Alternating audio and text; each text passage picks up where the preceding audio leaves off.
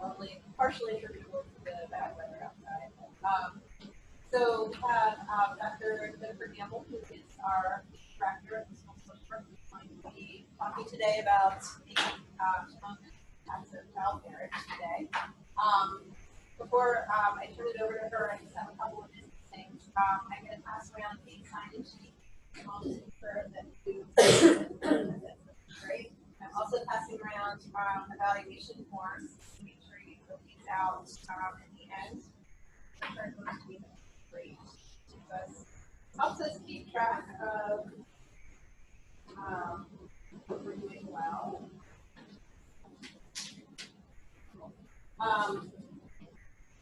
Your coffee are over there in honor of National Social Work Month, and yourself.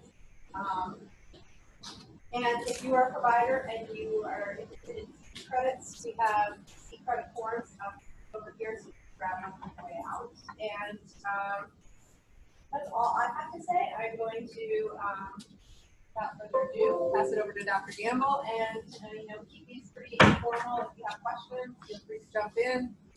We'll leave a little time at the end for questions, and that's all I'm going to say. And I'm going to pass it over to Jenny. Great. Well, thank you. Thank you, Dr. Bluth, for giving the opportunity to talk about this important issue. I'm going to be going through a number of slides, also have a couple of short video pieces to look at, some interactives, and there's a handout that everyone should have a copy of. Here we go. Just to get a sense, we're a small group, so I'd love to kind of hear what interested you all in this topic and kind of brought you here. If it's just for Steve, that's cool too. Great professional education opportunities, but I'd love to kind of meet our audience members. First, like who you are and what brought you here.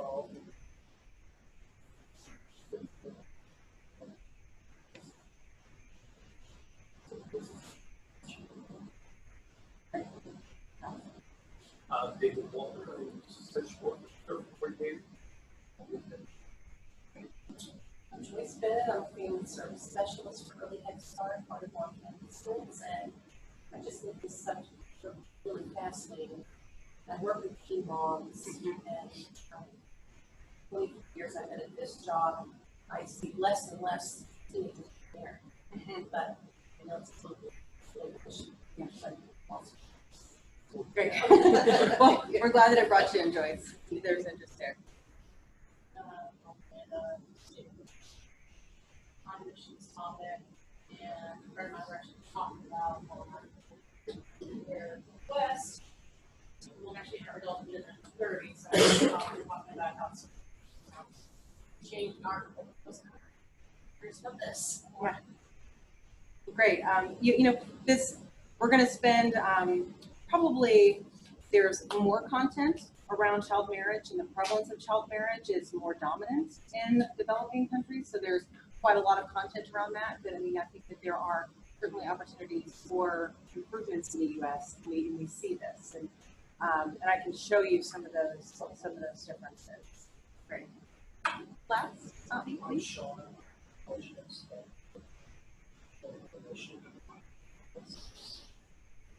Where I got my master's, that's the anthropologist. Yeah. Awesome. There's a lot to be learned, and certainly anthropology would give you a good foundation to be able to take a look at communities and get a better sense of what's going on. So our objectives here is to get a better understanding of the prevalence of child marriage in the U.S. and locally. So like how often is this happening? What is that frequency? We're going to discuss it as a social problem. And I think that, it's not the most uplifting content, but I think that you'll walk away today thinking, oh my gosh, I had no idea how big of a problem this is. And if that sparks interest and further action, that's great. We want to look at the impact of child marriage and kind of what that does for the families that are involved, the children that are involved, and how that is a life trajectory that we would rather have someone go in a different life trajectory. And then we're going to talk about different strategies to reduce and eliminate this harmful practice. So understanding child marriage. What is child marriage? Also known as early and forced marriage. So this is any formal marriage or informal union where one or both of the parties are underage. And kind of how I came to be interested in this is that I spent about 8 years working on global education. And so, there are countries around the world, many of them where millions and millions of children, particularly girls, are not getting the opportunities for schooling. So maybe they go into their basic education, primary education for a couple of years, but family pressures, poverty, cultural norms, all of those things end up pulling them out of school. And one of the big things that pulls them out of school is child marriage. And so, and it kind of goes hand in hand that if you can keep girls in school, you'll reduce child marriage. And by pushing away from the practice of child marriage, you'll keep girls in school. So there's this, tension between those two items. And that's kind of how I got interested in this and, had the opportunity to work with the previous presidential administration and First Lady's team on a girls' education initiative called Let Girls Learn that focused on girls' education and also talked quite a bit about child marriage and some of the harmful practices that are keeping girls around the world from having the kinds of opportunities that we would hope for them. So to kind of put this in perspective, in the time that I've been talking, probably 15 girls have gotten married off. So 23 girls every minute, and every year 12 million girls are married before their age of 18. And this is globally, the global statistics. Now, we would say, why is that?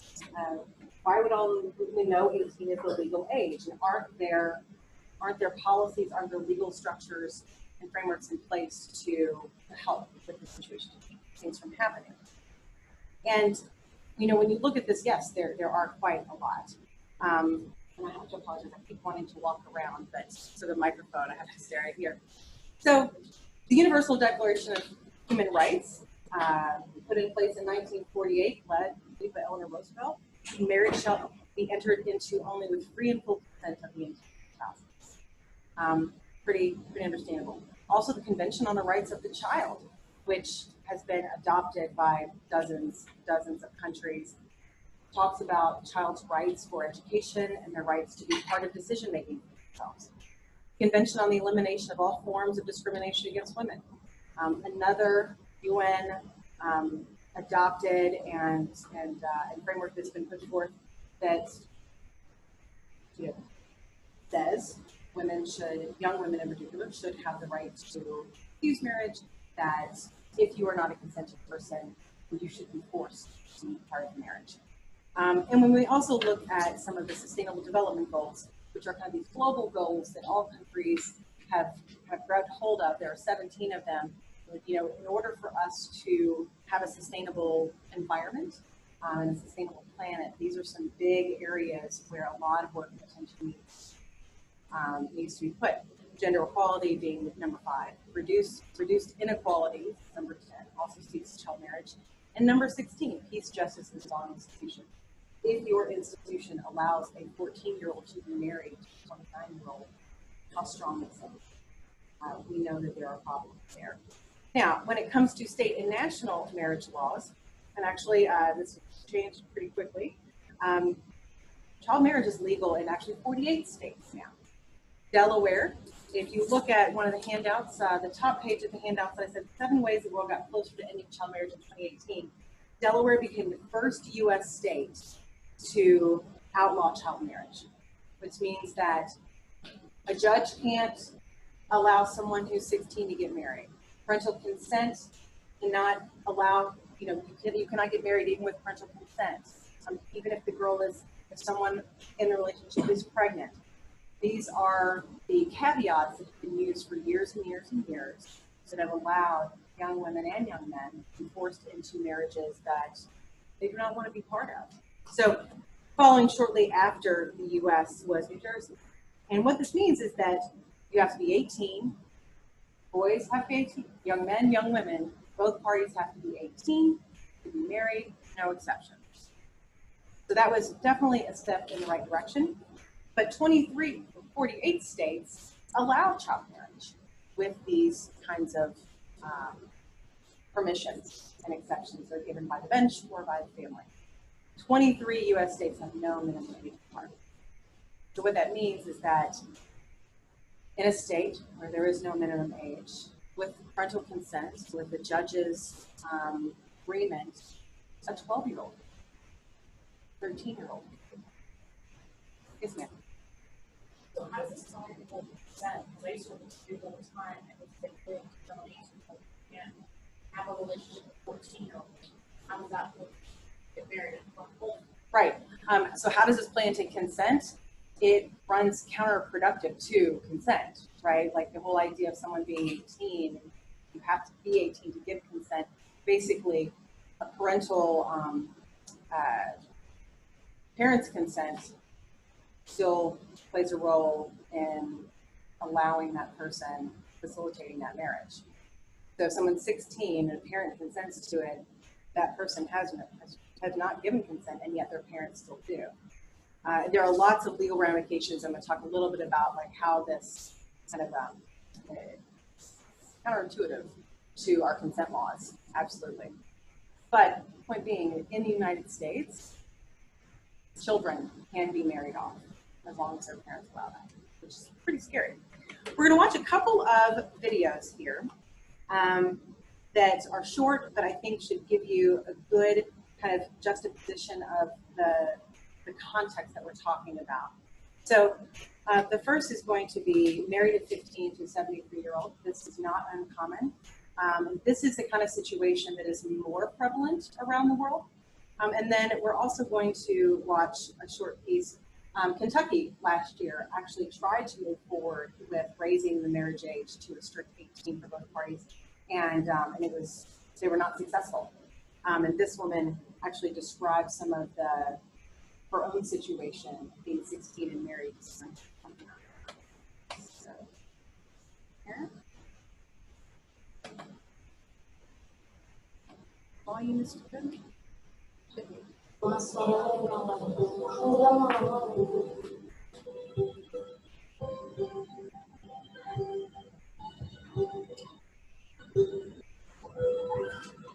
Soalnya ada kata sedang berbicara Batu yang sana deh ruangan juga. Kalau kata sudah loyo, kalau jadi lah satu sanji lagi, ini sanji dia. Mati kita ayat itu sudah berapa tahun itu.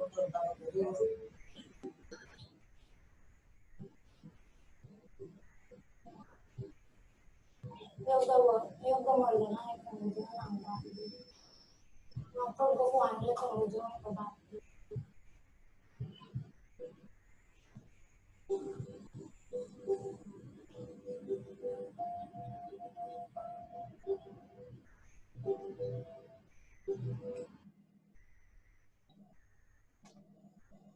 So that is very common.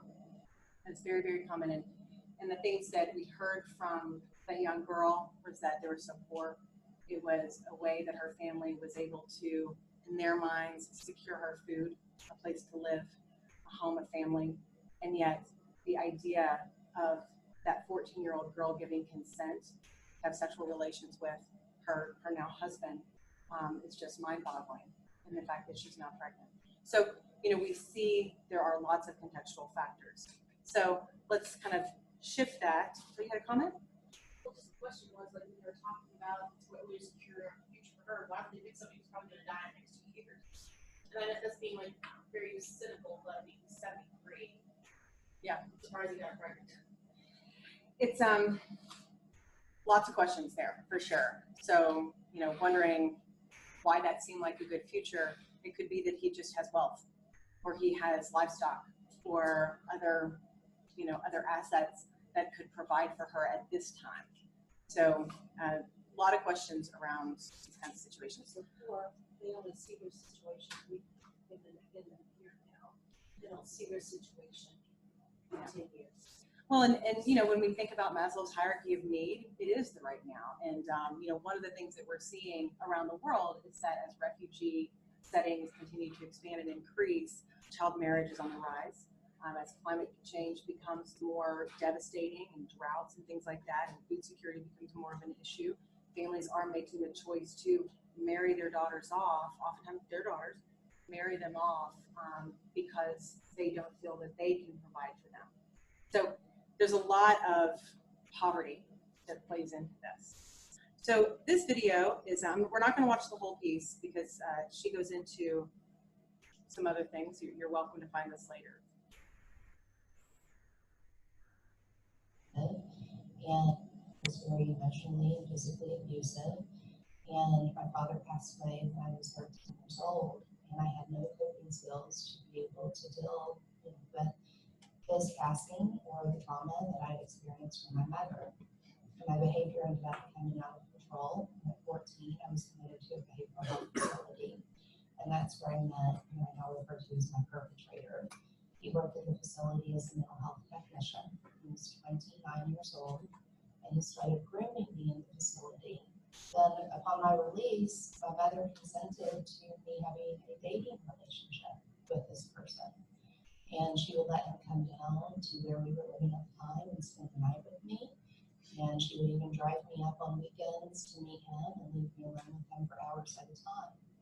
And then shortly after I turned 16, he had been mentioning getting married and how, if I were to go ahead and marry him, I would have all this freedom and I wouldn't have to deal with my mother and, the way that she treated me any longer. And so when I approached my mother about it, she was all for it. And she consented to my marriage when I was just 16 years old. And that resulted in me having to drop out of the 10th grade. I actually tried to go and enroll in high school the very next day after the wedding occurred, and high school also rejected me, saying that it would only be a matter of time before I would become pregnant, and that the other students and their parents would not be able to understand how I had been married so young. So, I ended up losing a very substantial scholarship that I had been awarded in 8th grade from a writing achievement. And, I felt, just completely and totally trapped. Keep in mind, I had been raised, again, by a very abusive mother who never wanted me to begin with. And then this person comes into my life and starts paying me attention. It was so easy for me to be manipulated at that age. And then, again, to have the educational opportunities taken away. And, shortly after I started working for minimum wage, he ended up quitting his job. So I was the only source of income. And at that time, he was nearly 31. Well, when I was 17 years old, I became pregnant. And I was 18 after my daughter was born. And I remember when we were living in Fern Creek at the time, in an apartment out in that area. And he had been trying to convince me to do something that I felt really uncomfortable with. And I kept saying no, and he ended up putting me into the ground and started choking me. And my daughter was a very young baby, and she was on the floor in close proximity to where we were. And she started laughing. And of course, in her mind, we're playing. And she has no clue that this is violent. She's a baby. And that was my big light bulb moment of realizing that if I stayed, that she was going to grow up normalizing this type of behavior. So what we hear from Ms. Pollard is that, there are financial issues. She was emotionally vulnerable, but that this was consented. Her mother blessed this, and at the point when she was 15, consented to her dating someone who was 29. So you can see the differences, but there are also plenty of similarities in terms of once a child comes into the picture, things become more difficult. Educational pursuits are often limited or ended. School systems are often not equipped to deal with a married 16-year-old and what that's supposed to look like. So I'm going to talk some about the United States, and I'm going to pull back and talk more about kind of globally how this is affecting and affects families and individuals, and why we should care more about this, and why we should be concerned that this continues to occur. So In 2000, well, in the United States, between 2000 and 2010, an estimated 250,000 forced or arranged marriages occurred. There we go. Here we go. 1,000 marriage licenses were petitioned for children under 15. Now, those aren't huge numbers, but those are big numbers. There's 1,000 15-year-olds were married. In most states, if pregnancy isn't involved, marriage between a minor or a minor and adult, a judge will typically approve that. There's no minimum age required when pregnancy is involved. So that is a caveat. We always hear to think, you know, she's pregnant, are they going to get married? Not recognizing that that could be one of the most devastating things to do for both that individual who is pregnant and the child that is coming. In West Virginia, 16-year-olds can marry by median judicial requirement, and there's no legal age to marry. Now, according to the U.S. Census, and finding the specific statistics around this are incredibly difficult, but basically you look at age of first marriage, and the states with the highest numbers of child marriage are Alabama, Kentucky, and West Virginia, and then followed by Idaho and some other rural states. The chart that you see here, the probability of first marriage by 18 is their contributing factors and things that will make this a more likely probability. So the percent married when there is high unemployment, you see 10% of those with the highest unemployment have marriage under 18. Those with the lowest income have high prevalence of child marriage or marriage under 18, high poverty and high welfare recipients. So those are a couple of factors that domestically within the United States we look at and think, okay, well, these are contributing factors. So when those things are present in a state, Alabama, right, Kentucky, West Virginia, we unfortunately have high rates of unemployment, we have low income, we have high rates of poverty, and we have high rates of public assistance. Those things paint the picture in many ways. So things to keep in mind. Now that is, again, within the US. Now, the global number of child brides is now estimated at 650 million, which is hard to get your kind of head around, but basically 12 million girls every year are married off before their 18th birthday. And what I wanted to do here is to kind of, is to take a minute and to show you, there we go. So if you're interested in specific countries and kind of getting a sense of how prevalent is this, wow, there are some great interactives that you can really kind of dig into to get a better sense of this. One of the best places to for data and research and activism and advocacy information is Girls Not Brides. Now, Girls Not Brides is mostly primarily concerned with child marriage occurring in developing countries because that is where the largest numbers are. So this interactive, we won't spend a ton of time on this, but what you can see here is by country, you can see those that have high rates of child marriage. So let's say Niger. Niger, when I click on Niger, it's going to tell me that 28% of girls by the age of 15 are married. So 1 in 4 15-year-olds are married off. And with 76% of girls by the age of 18 being married, everyone's married by 18. Now, do they have a national strategy? Yes. They have a Girls Not Brides coalition? Yes. So there's no minimum legal age of marriage in this country.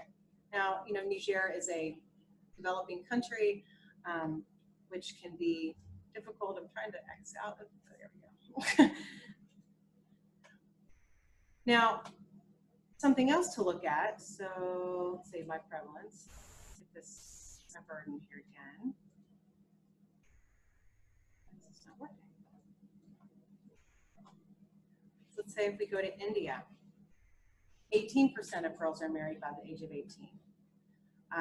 47 by 15. 47% are married by 18. We see that they too have connections with Girls Not Brides, and you can see poverty, what drives. And every country in this interactive, you're able to dig a bit deeper and get a better understanding of like, what are the driving factors, and what are those statistics, level of education. Some girls are in India, some girls are promised in marriage before they're even born. And so at the time when they start developing as an adolescence, the risk of them disgracing the family or engaging in something that could bring dishonor to the family increases. And that could be very, very minute things. That could be having an open conversation with a young man without a parent present. Those are the kinds of things. And so by marrying a child off early, you are also protecting the family in many ways. So these are just one interactive, and I'm trying to get this other piece to show up, but it's not. Thinking, but it's not being very responsive. So I would encourage you, if you're interested in kind of learning more about the countries and work that's happening here, you can do that through this interactive. So going back to this, 12 million girls are married every year. Now, we have made some progress. It used to be 15 million. So we can take heart in that there is activity and there is improvements. In South Asia, we've seen significant declines from nearly 60% 25 years ago to 10% to 50% 10 years ago to now 30%. So there's a lot of movement there. And you can see in other countries where a lot of progress has happened, Middle East and North Africa, where 25 years ago it was more than 30%. Now it's probably around 17. And you can also see where child marriage is the most prevalent and it's happening the most frequently. South Asia, West and Central Africa, Eastern and Southern Africa, those are huge hotbeds and in areas where so many girls are denied their opportunities. So why does child marriage persist?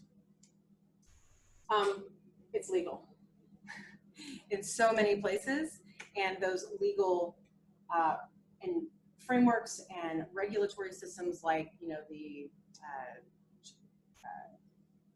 Commission on the Rights of the Child, Convention on the Rights of the Child, things like that are not enforced. So without a lot of legal teeth, sometimes these things are going to continue to happen. There are economic drivers, in particular poverty. Poverty is a huge economic driver. And when a family can think, if I have 5 children here and my oldest I could place with another family, she is their problem now. It's very different in developing countries, and in particularly when poverty is so prevalent and impacts every single aspect of living. And we still have situations where there's bride prices and there are dowries because girls are not valued. They are seen as a burden, and so families often will try and basically get rid of the girls that are in their family because they're going to join their husband's family and not be their family of origin's problem anymore. I say these things and it sounds insensitive, but this is very real and I'm just being very candid. Social and gender norms, again, part of the husband's family. Why would we send the girls to school? Why would we educate her? Because she's going to be someone else's family member. She's going to go and live with them. She's going to have their children.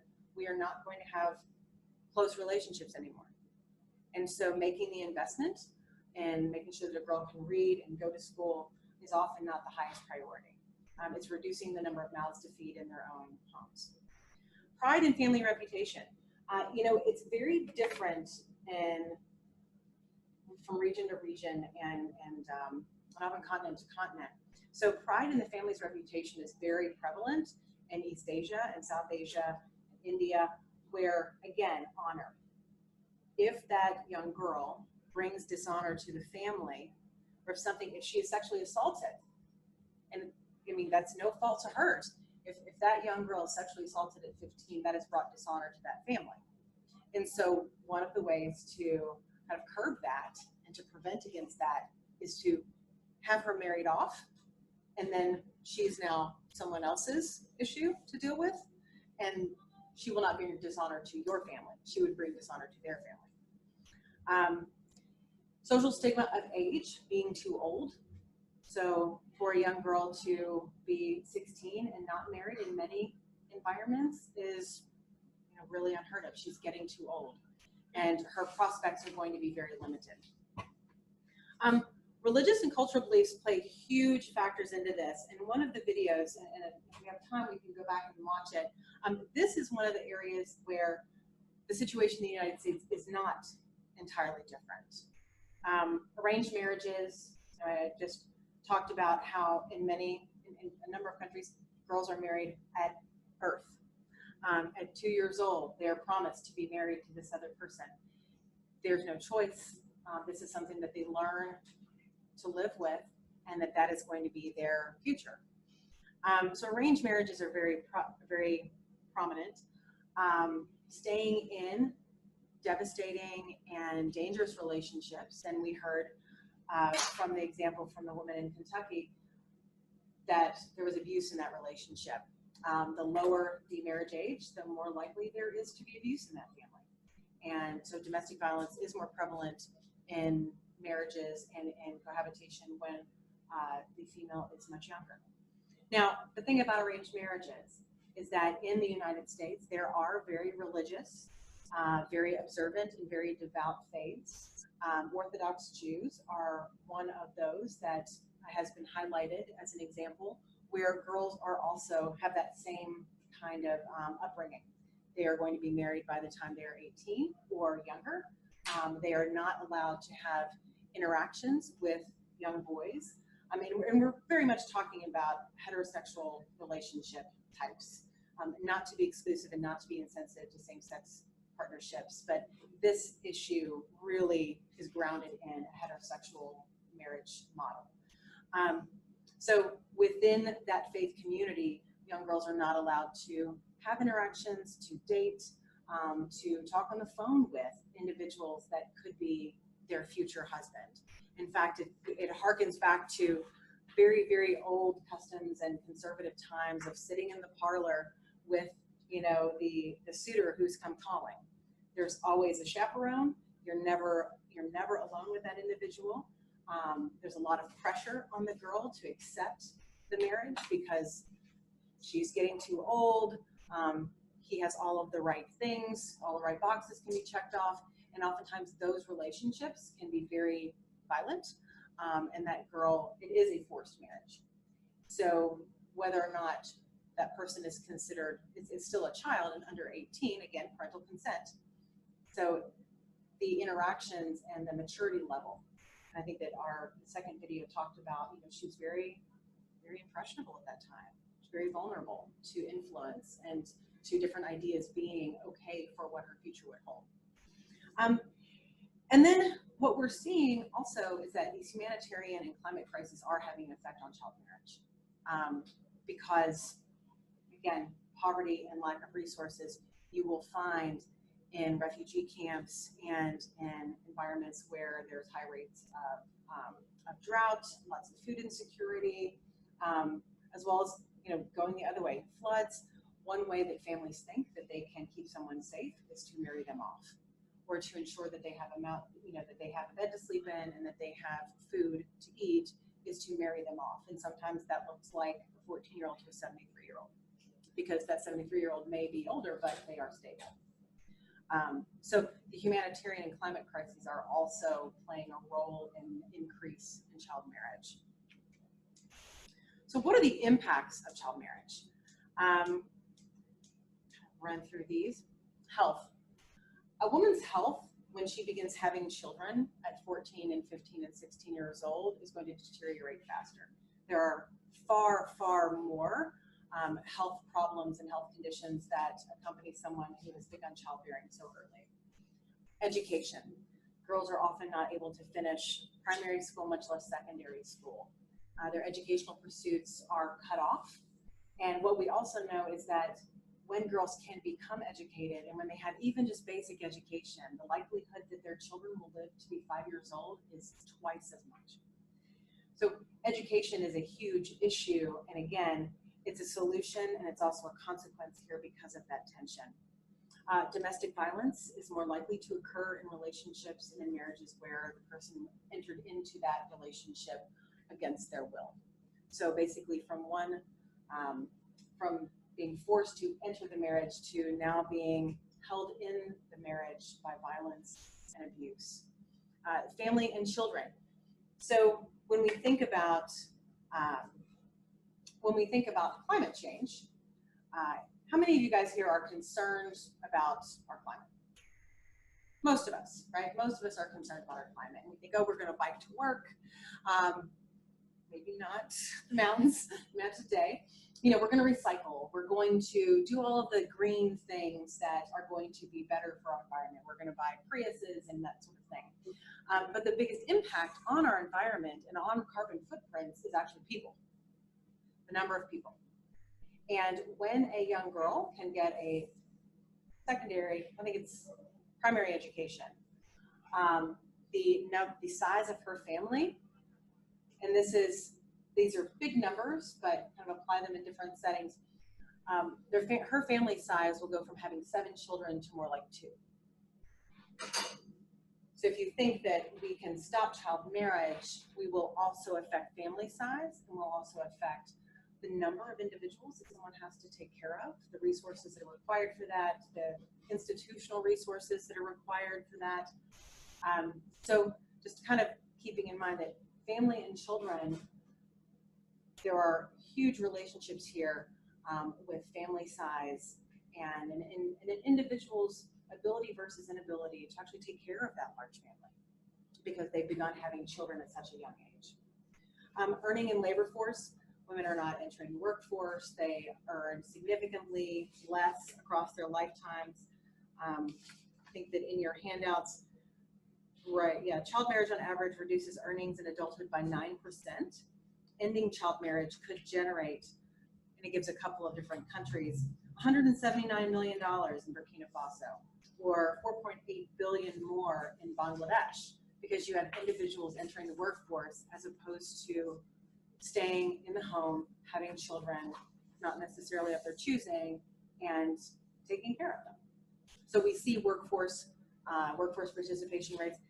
And then decision-making and agency are huge areas. And when you think about all the things that women and mothers do in our communities as change agents, as parent-teacher presidents, as community leaders, as informed citizens, speaking up and speaking out and making decisions about their own families, their own households, their communities, these young women will never have that.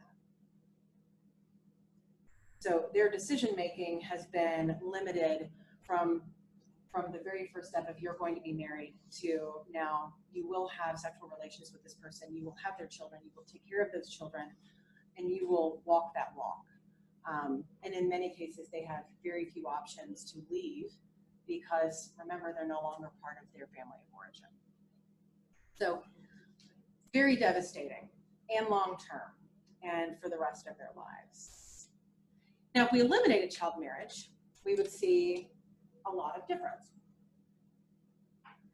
I mean, one of my good friends who runs a series of schools and is a very big human rights and girls education advocate in Lucknow, India, she's really phenomenal and has really on the global stage around this issue and runs a lot of campaigns. And she'll say, you know what, I don't want to talk about all of the development goodies, right, that they'll gain an education and they're in other workforce and they'll contribute to families, you know, and all the good things that we know ending child marriage does. What she talks about is it's the right thing to do because that's her human right. That is, for 12 million girls each year, they are being denied their human right to get an education and to make choices for themselves, to at least start their and move through their adolescence, making decisions of their own choosing and moving in the direction in life that they want to go to, and they want to go in. So yes, long-term health, yes, participation, community strengthening, all of those things are great, and they will come and they would happen if we were to give 12 million girls a year their human right to not move forward with a forced marriage. And happy byproduct, our population size would be smaller, almost 2.5% by 2030 if we ended all child marriages today. So again, that family size of 7 children to 2 children in many countries is very real, and just imagine all of the things that come with that. I'm going to point out some resources towards the end here to highlight some of the great research that's been done around this issue, and steps forward. So, eliminating all harmful practices such as child early and forced marriage and female genital mutilation is part of Sustainable Development Goal number 5. So these are big issues, and they're affecting millions and millions of young girls around the world. Now, what we know is that we have made some progress, but if we don't reduce child marriage, the global number of women who will be married will reach 1.2 billion by 2050, which is just shocking and alarming, that more than 1 billion people will have been forced to live with their rapist, their abuser, and live that life, which is just devastating. We have a lot of work to do, as you can see, because over the past 25 years, there's been a reduction of 0.7%. Past 10 years, a reduction of almost 2%. And we actually have to get to 23% reduction in order to actually meet that goal. And the 2050 year is all about, well, 2030 is actually Sustainable Development Goals, and that's why required for elimination by 2030. So to reach that global goal, a lot of work has to be done. So what are some of the solutions? And what you're hearing, I hope, is that there are a lot of social norms, and that this practice is really just ingrained in how communities and how different cultures and ethnicities, how they run, how they operate. It may have been very foreign for the woman from Kentucky to be married at 16. 16 is getting kind of old if you're in Bangladesh. So we know that these cultural norms do change and they do shift. What was really interesting is when I was doing research on this and looking for some of those very specific statistics about the US, the numbers and the starting age was often 15. So we're even collecting data that allows for, and in some ways legitimizes, marriage at 15 in the United States. So strategies to change social norms. Stipends for secondary school attendance, often the cost of going to school. And in many countries, there's free and compulsory primary and secondary education, usually up to 10th grade. Their schooling does not reach 12th grade, but there are also lots of school fees. So school fees for books and uniforms. In many cases, young girls are walking many, many miles for hours each day just to get to school. So by providing stipends or support for secondary school attendance, that would make a huge difference. Raising awareness of the law and of non-traditional futures for girls in many societies, that is the trajectory, that is the traditional future. And so despite the damage that it does to individuals, we haven't yet begun really promoting what a difference could look like and giving permission in a lot of ways for that to be real. Education, new information about health risks of child marriage and pregnancy. Many families will pull back and not move forward with that forced marriage when they realize how devastating and the mortality rate that occurs with young women giving birth.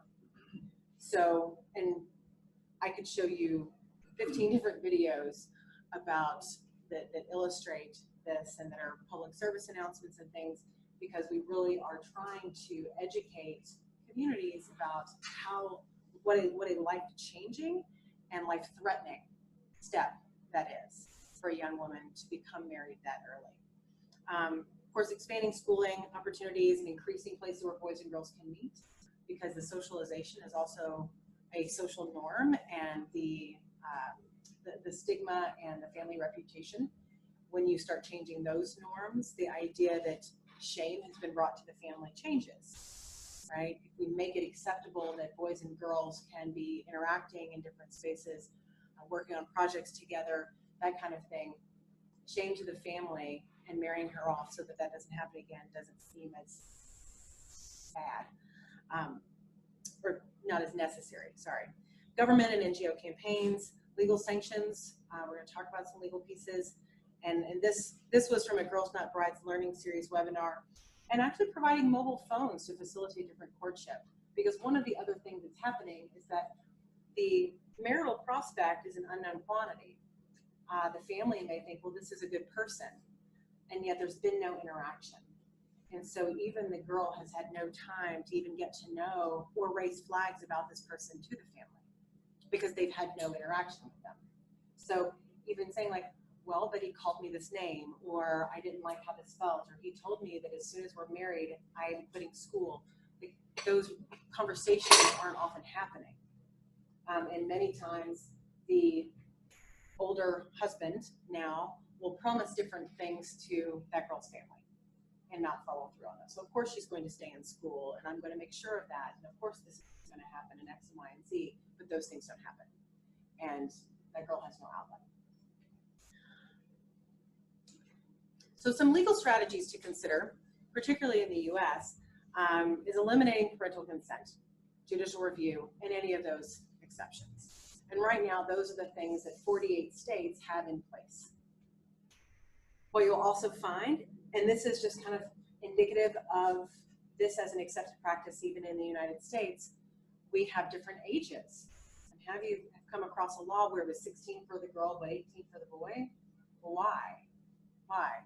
Because that was acceptable by having universal age limits. So all parties entering into a marriage should be 18. And it goes back to girls needing parent permission, or the girl being told by her parents that you've become pregnant, you need to marry them because you're going to bring shame to our family and you're ruining the family. So the same marriage age for males and females is kind of a no-brainer and should be something that we already have, and yet it's still very prevalent. Birth and marriage registries. Now in the United States, we're getting ready to have our 2020 census. We have a lot of these things in place, but in many countries, they do not. And so by including marriage registries as a requirement at a community level, you can start seeing those marriage, the applications, and start stopping some of that. And it was interesting. So as I teach the VSW capstone course and do site visits with students who are in their placements. And I have a student who's working with youth programs. And as she was going through some data and filing things away, we all have to file, but she was doing the due diligence of reading through it, she noticed that the child who is in this kind of early, and I don't know if it's an early Head Start program, but in an early child program, the parents were 15 and 29 at the time when the girl was born. Now they weren't married, and yet we still see a 14-year gap in the 14-year gap in that relationship. Was that 15-year-old girl really able to make the decision or mature enough to make that decision to be part of a relationship with someone who was almost 30, much less than have a child?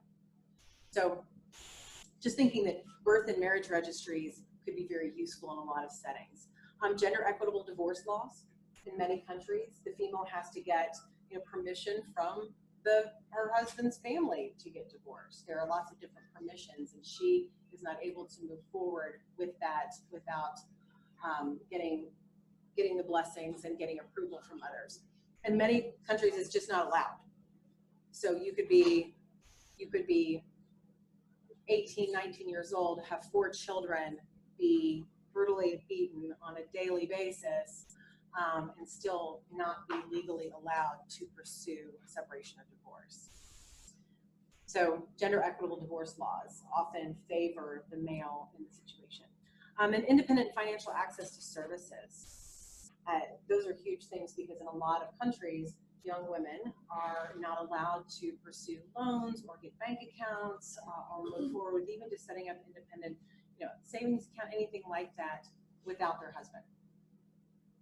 So if she was to be at least planning or looking for a way to get out and wanted to set some funds aside in a way, that's not even a possibility within an institution. She is technically not a person in many countries. She is the property of her husband. And so not having access to those things is big. And ensuring that public and private sector policies don't reinforce these. And we heard from the second video that this woman's school said, you know what, you're probably going to get pregnant here. No need for you to come back. And so what did that do to her educational prospects? What did that do to her future? What did that do to her financial access and financial stability? So by not allowing her to continue school, even after married, that's just another double whammy. It's just kick a person further on the down. And examining those education policies about being married and or pregnant, especially within secondary school environments, is really key. Pregnancy, often there are countries that don't allow girls to sit for their national exams or their school leaving exams if they're pregnant. There are countries where literally they were doing body checks to make sure that girls weren't pregnant because in some way this was, in their minds, it was going to encourage the other girls. If they saw one girl was pregnant, then they would all want to become pregnant, which crazy. But the ultimate outcome is that those girls cannot finish school. They cannot finish school, they cannot get their diplomas, their school leaving certificates, and they cannot then become employed, which, well, what happens, we know that when someone isn't able to finish school, their employment prospects are going to be more limited, and just their knowledge. They don't know what they don't know, and often are operating in waters that are unfamiliar, and they don't have the knowledge base or the capacity and skill sets to navigate. So school is a huge issue. Particularly in the United States, examining juveniles and runaway statutes, and this kind of goes back to the consent piece, that if a 16-year-old or a 17-year-old, let's say, was married into a relationship, that parental consent was given, and she went to a domestic violence shelter or program to seek services because she was now being abused, they could not accept her because she's not an adult. She would have to get parental consent, or at this point, the consent of her spouse. So how we look at juveniles and what constitutes someone being a runaway, if they're under 18, also plays a role in this kind of scenario, because these are not hard lines, and particularly when you're allowing marriage under 16, under 18, that individual is not yet an adult. So they can't move forward as an adult with legal processes. They can't accept certain medical procedures. They can't do a lot of things because technically they're not an adult, and yet they're married and bound in this legal framework. And then also examining and addressing sexual assault laws and those social norms. And it is absolutely devastating to think about it, but there are many times and in many countries where if a young girl is sexually assaulted, she is forced to marry that rapist because of the honor issue. And oftentimes there are different witness requirements and lots of things like that. But sexual assault laws often are very harmful to those victims and impose different expectations that have to do with marrying that person. So these are just some different areas to examine and to consider as we think about these harmful practices that are happening in our own backyards, as well as across the world. You know, and I think we all probably know someone who was married at 16. I know that I do. Family members, plenty of folks, that the family thought, well, you should just go ahead and get married because that's going to make the situation better. But ultimately, it made the situations worse. So just some different things to consider. Some great resources if you're interested in this work and kind of unpacking this even further. You could spend weeks looking into this stuff. Unchained at Last is an organization that is particularly for United States forced marriages. So forced marriages that occur because of some religious expectations or cultural expectations.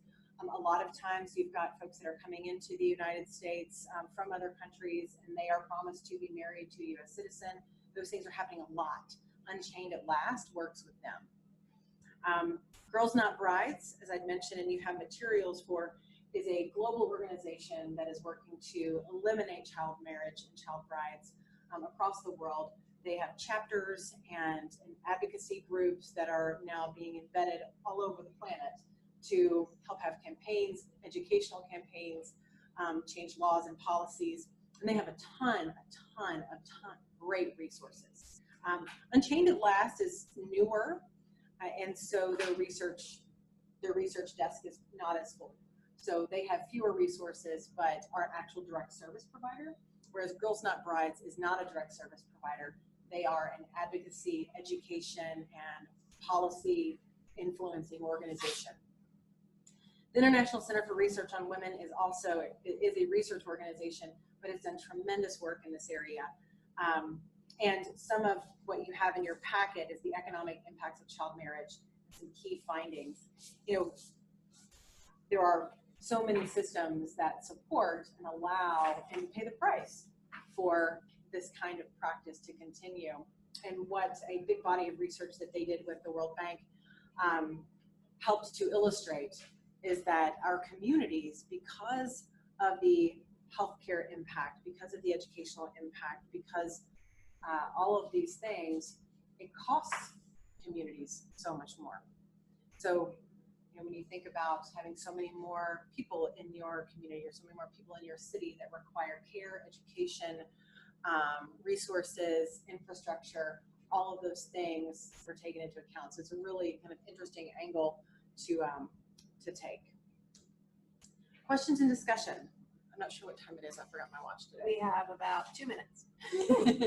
Okay, so questions. Did you realize that this was such a big problem? I've seen stuff about it before. Yeah. But no, the numbers I wasn't expecting that big, especially when you put it in terms of every 5 minutes, so I have 23 marriages that we have it. Yeah. That's what it really does. Yeah. It does. It really hits home. The 23 girls are married off every minute. So, like, just because I was looking at the Girls Not Brides and I was looking at the UK, because the UK has a huge Indian population and since I think we've got a huge Muslim population. Yep. I'm obsessed with like, the murder stuff on Netflix, and there's one show where it's Family Killers or something like that, and this girl, she's married at 16, her family's Indian. She was married off at 16, and I was abusive. I don't have ever said how old the husband was compared to her, but they ended up taking her to India. And she was killed in India. Yep.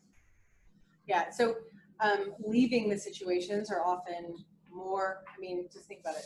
The longer you're in it, the younger you start, the harder it's going to be. And in many cases, it has to do with the options that are available for these young folks.